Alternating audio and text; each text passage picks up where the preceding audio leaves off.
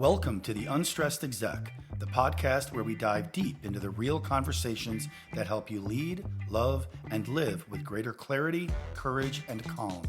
I'm your host, Dr. George Vergolias, executive coach and clinical forensic psychologist, and I help high-achieving professionals navigate life transitions, resolve conflict with confidence, and build unshakable psychological resilience. So if you're ready to lead with purpose, master conflict with grace, and become more emotionally agile under pressure, you're in the right place. Let's get started.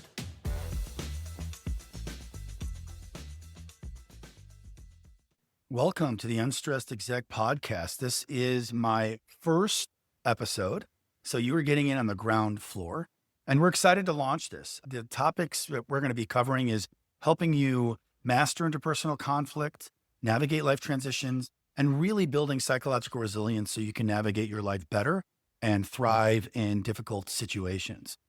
So who am I? I'm Dr. George Vergolias. I am a trained clinical and forensic psychologist with 25 years in that space. And along the way, I've also, for the last 15 to almost 18 years now, I've been in a consulting corporate situation as well, navigating a lot of corporate consultations, helping C-suites and senior executives manage resilience. In addition to that, given my forensic background, I'm also a workplace violence expert and a certified threat manager. And so for many years, I dealt with dealing with violence and workplace violence on an individual one-on-one basis. An active shooter, a person threatens a mass shooting, threatens to bring a gun back into the warehouse or back into the office environment. They would call me, and they still call me for these situations. And I would intervene and mitigate and help to size up the threat, navigate the threat, and de-escalate the threat. What happened about 10, maybe 8 years ago in that window of time, I got tired of navigating these threats one at a time. It felt like whack-a-mole. Every time there was a threat, I would intervene, we would mitigate the threat, and then next week we'd get another call with an entirely different threat in another part of the country or another part of the world. Eventually, I started asking myself, how do we mitigate threats wholesale or broadly? What can we do to mitigate threats in the workplace across the board where we reach more people? And it dawned on me that the way we do that is we build workplaces of well-being. We build workplaces of psychological resilience. It dawned on me around the same time that the one person in the world that arguably is least likely to go on a mass shooting is the Dalai Lama. And why is that? Not because he's the Dalai Lama. It's because he's living a life of really high levels of emotional intelligence and emotional well-being, such that violence is diametrically opposed to his way of being in the world. So that got me into resilience, psychological resilience, which in turn rekindled some of my interest and deepening my interest in executive and resilience coaching. So that kind of brought me into this a number of years back. And now I've decided I want to take some of those learnings and those insights and give them back to the world. So here we are now. So what can you expect from this episode and future episodes? We're going to talk a lot about, as I said, psychological resilience, productivity, how to develop various systems and behavioral hacks and mindset hacks to help navigate the day. We're going to talk a lot about navigating grief and rebuilding our emotional life after loss, be that separation or divorce or the physical loss of someone due to death. All of that is open territory. And we're even going to talk quite a bit about conflict resolution. And in some episodes, we're going to talk overtly about violence and how you mitigate that. All of that is on the table and open for dialogue. We will also have some industry expert guests that will be joining us as well. So what are we going to talk about today? I'm going to talk about a few things. One, what is psychological resilience? Secondly, what are the core pillars of resilience? There's 5 of them. Third, how do you reset, right? And how do you develop tools for resilience every day so that you can sustain yourself over time? And 4, some final thoughts and a call to action. So starting with our first piece here, what is psychological resilience? So let's start by breaking down a common misunderstanding. A lot of people think resilience is about being tough. stoic, emotionless, as if nothing ever gets to you. It's the ability of never falling down, like we're made out of Teflon. That's complete bullshit, right? It's a total myth. Resilience isn't about that. The most resilient people in the world can be cut. They can fall down. They do fall down. They have difficulties. True resilience isn't about being unaffected by life. It's about recovering and adapting when it's hard. And we can do hard things. We can rebound. We can bounce back. Resilience really is your psychological immune system, the thing that helps you get back up after a fall, learn from it, grow from it. It's the reason, rather, that some people seem to come out of adversity with more clarity and purpose, while other people get stuck and can't seem to get out of the bog or out of the mire. And you know what the best part is? It's not something you're born with. It's not genetic. It's not built into your DNA. Now, we all have different wiring for sure. I have ADHD. It's something I have to manage. It's something I have to work with. At the same time, there's times it's a superpower of mine, right? But resilience, you're not born with it. It's something you can learn and develop and practice. And we're going to begin to get into this in this first episode. So what are the 5 core pillars of resilience? Over the years, I've distilled resilience down to these 5 core pillars. And again, I've learned this from both my clinical and my forensic psychological practice, but also from years of functioning as an executive and resilience coach and working with senior executives across Fortune 500 and Fortune 1000 companies. So let me walk you through these, and more importantly, how you can apply them. So the first pillar is emotional regulation. Resilient people don't avoid emotions. Sometimes we think they're stoic, they're emotionless, they're hardcore. They're not. Resilient people are not emotionless. They manage their emotions. They regulate their emotions.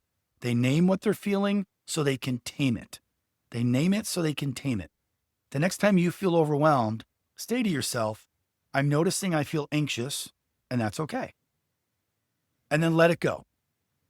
Just labeling your emotion activates the thinking part of your brain and gives you space so you can respond more thoughtfully. It's like hitting the pause button to your reticular activating system and your amygdala, your emotional centers of the brain, so you can let your logical thinking from your prefrontal cortex come to the front. One way I've begun to do this recently is when I have negative thinking, there's times I wake up in the morning and I am just in a negative mindset.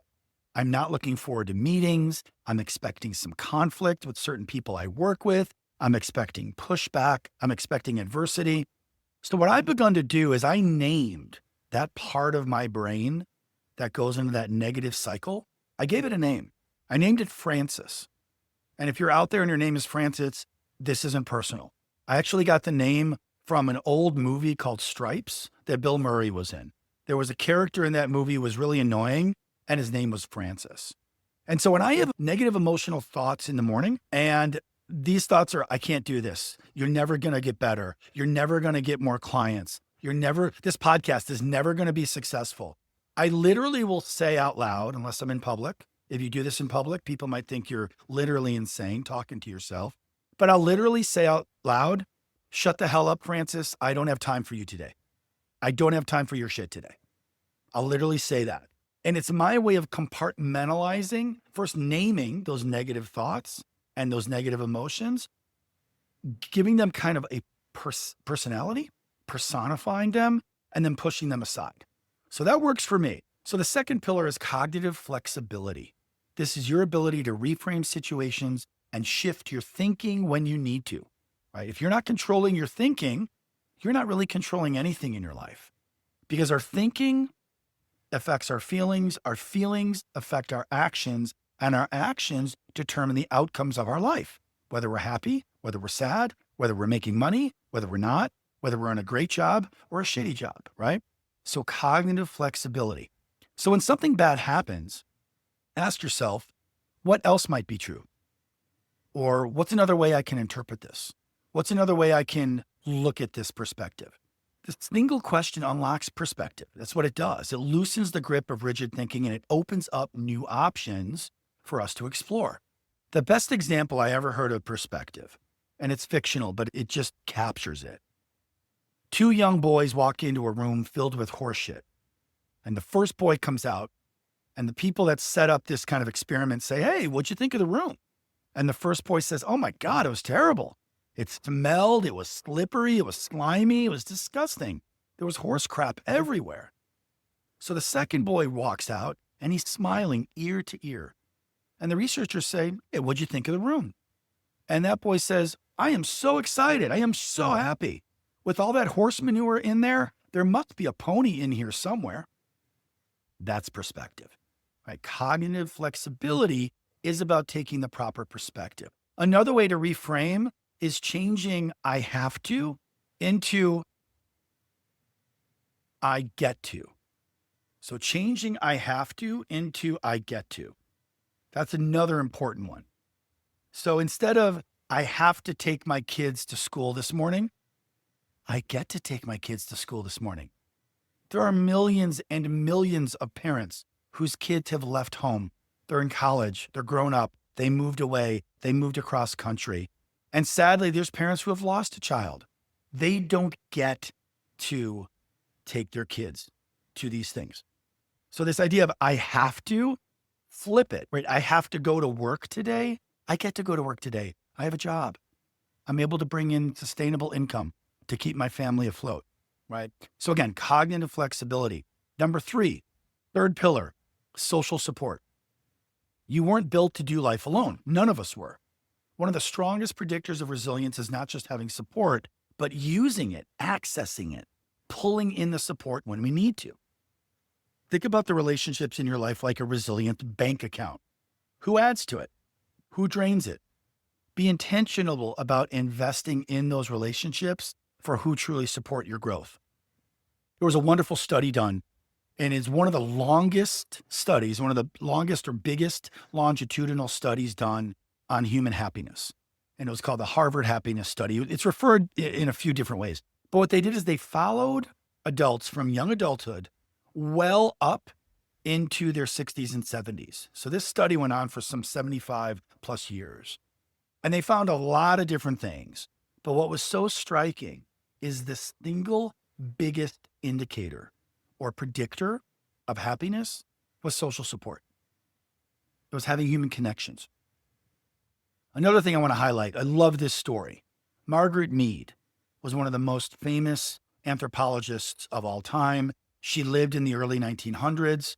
She worked at Columbia and she did some work, I think, at Oxford, and she was extremely well known internationally. Sometime, I want to say, I don't have the exact years, so forgive me on this, but I think it was in the 40s or 50s. She was giving a lecture and just about human development and civilization. And a student in the back of the large, fully packed auditorium raised their hand and asked Margaret Mead, when does she believe that human civilization began? And everyone leaned in and they all thought she was going to talk about, we found pottery, or we found arrowheads, or we found dwellings, or we found a burial site, right? None of that. She said, we knew human civilization began when we found a healed femur bone. We found a healed human leg bone. And she said, the reason we know that civilization began around that time, when that DNA was coded, or that DNA was dated rather, carbon dating was dated at that time, we knew that's when it began because in the wild, when you break your leg, any animal breaks its leg, it dies. And the reason it dies is it takes anywhere from a minimum of 4, likely 8 to 12 weeks to convalesce from a broken leg bone. In that time, you can't get water. You can't fend off predators. There's all these things you cannot do. So when they actually found a healed human femur bone, what they began to realize is somebody stayed with that person during their convalescence. They brought them water. They fended off predators. They brought them food. They gave them warmth. And they stayed with them until a point that person could begin to get up and start caring for themselves. That's when civilization began. And what makes us most human is when we are taking care of one another. So again, the third pillar, social support. Let's talk about the fourth pillar, purpose and meaning. Purpose is a powerful antidote to suffering, even in difficult times. And when we know why we're enduring something, changes how you endure it. So discomfort, one way to think of it is discomfort is the actual physical pain or emotional pain of what we're going through. But pain, what we feel as the full totality of pain, also has to do with purpose and meaning. Are we going through it for no good reason? Or is there some larger purpose that drives us forward and allows us to sustain that pain, to hold it, to manage it? So if you're in a hard part of your life or going through a hard season, think of asking this question: what deeper value or purpose is this struggle connected to? What is this pain trying to teach me? Is another question you can ask. What can I learn from this pain about resilience, about life, about appreciating what I have, right? That's where the real transformation starts. So again, the fourth pillar is purpose and meaning. Let's talk about the fifth pillar, active coping skills. Avoidance is the enemy of resilience. Let me say that again. Avoidance is the enemy of resilience.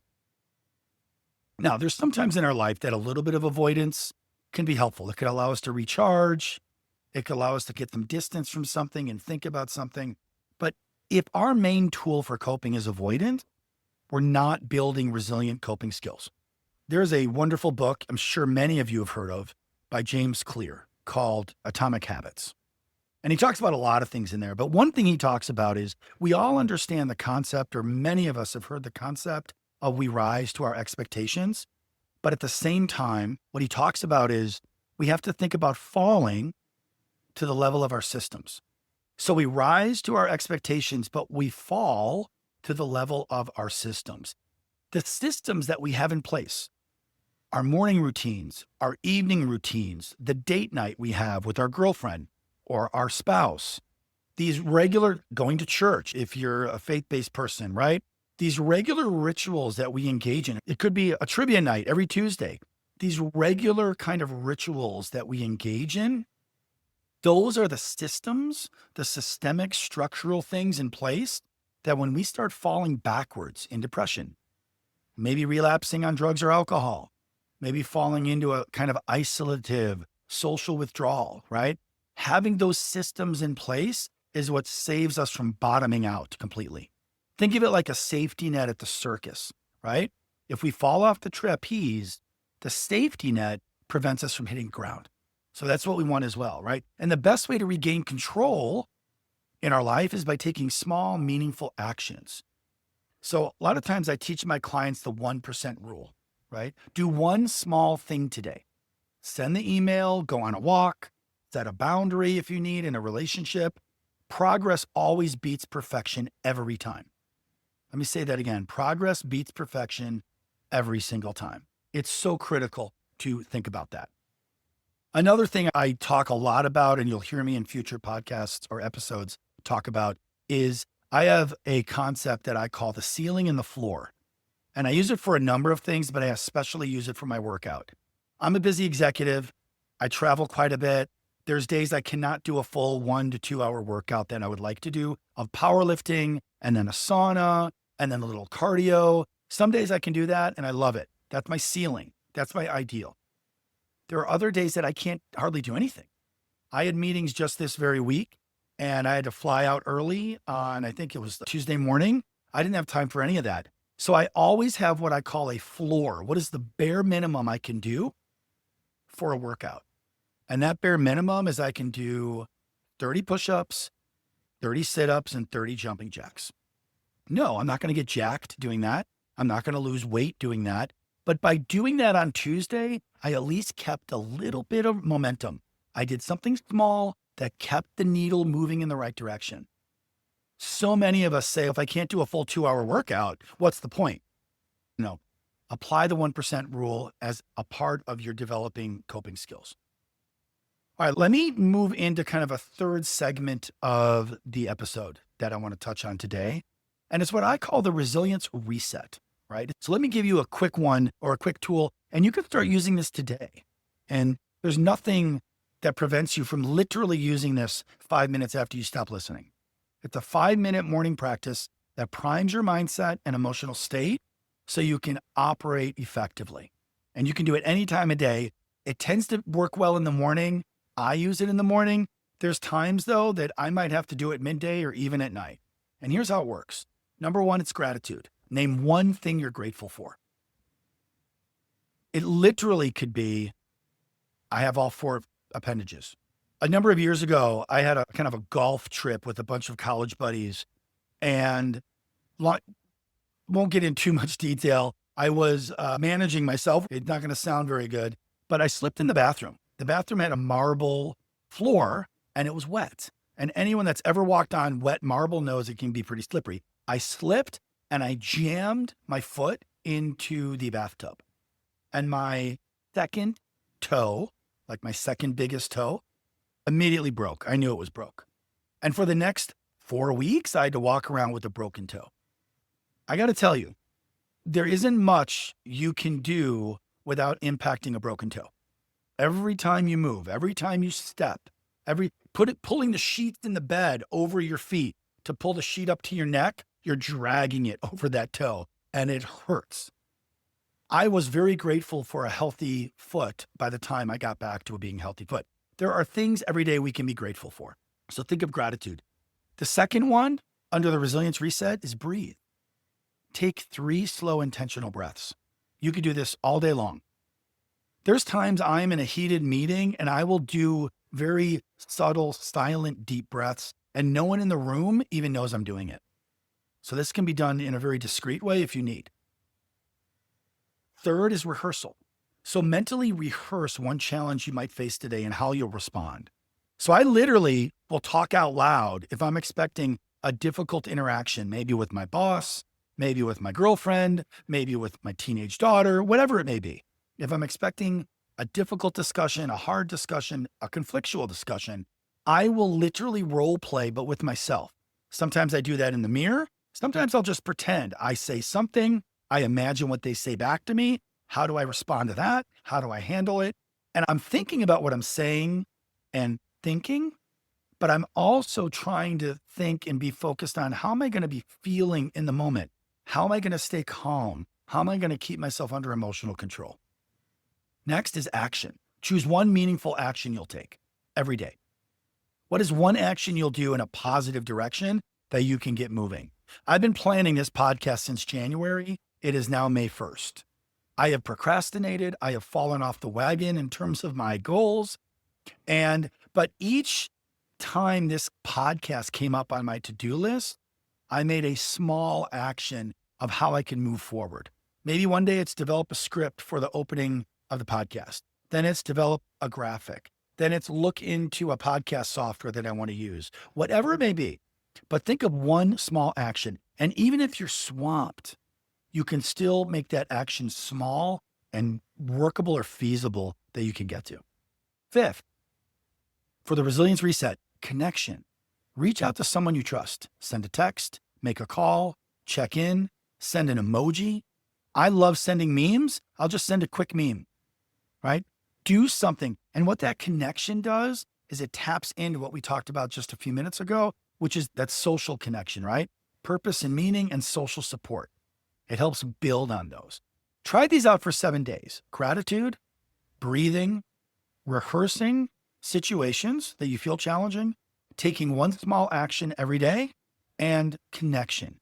Making time every day to connect with at least one person that you trust or you care about. Try that for 7 days and watch. Watch how you start to feel more grounded, more focused, and in more control. All right, so some final thoughts. Here's the takeaway, basically. Remember, resilience isn't something magical. It is practical. It's learnable, and it's something we do. It's not something we are. At some point over time, as we build in habits and systems, we can go into autopilot and maybe resilience becomes something you are. But even then, the reason you are resilient is because you are doing resilient things. So it's practical, it's learnable, and it's already in you. It's waiting to be strengthened. So if this episode resonated with you, here's what I'd love you to do. Pick one pillar, just one, practice it this week. And let me go through the pillars one more time. Pillar 1 is emotional regulation. Pillar 2, cognitive flexibility. Pillar 3, social support. Pillar 4, purpose and meaning. Pillar 5 is active coping skills. Then we talked about the resilience reset each morning. And those 5 steps in the morning, this is like a morning ritual: gratitude, breathing, rehearsal, taking one small action, and connecting with somebody. All right? So pick one pillar and practice it this week. I would love it if you could share this episode with someone you care about who's going through a hard time. They could find this very useful. Even just one takeaway from this episode could really have a profound impact on somebody's life. And subscribe to the episode and leave a review. I love getting feedback. This is obviously my first episode. I have been on many other podcasts. Would love the feedback. And finally, stay tuned. In our next episode, we'll talk about how conflict, when handled the correct way, can actually be a powerful tool for growth, both personally and professionally. Until then, I'm Dr. George Vergolias. And remember, resilience isn't about bouncing back. It's about bouncing forward. And it's not magic. This isn't Harry Potter. It's practical, it's learnable, and it's in you. Thanks so much, and take care.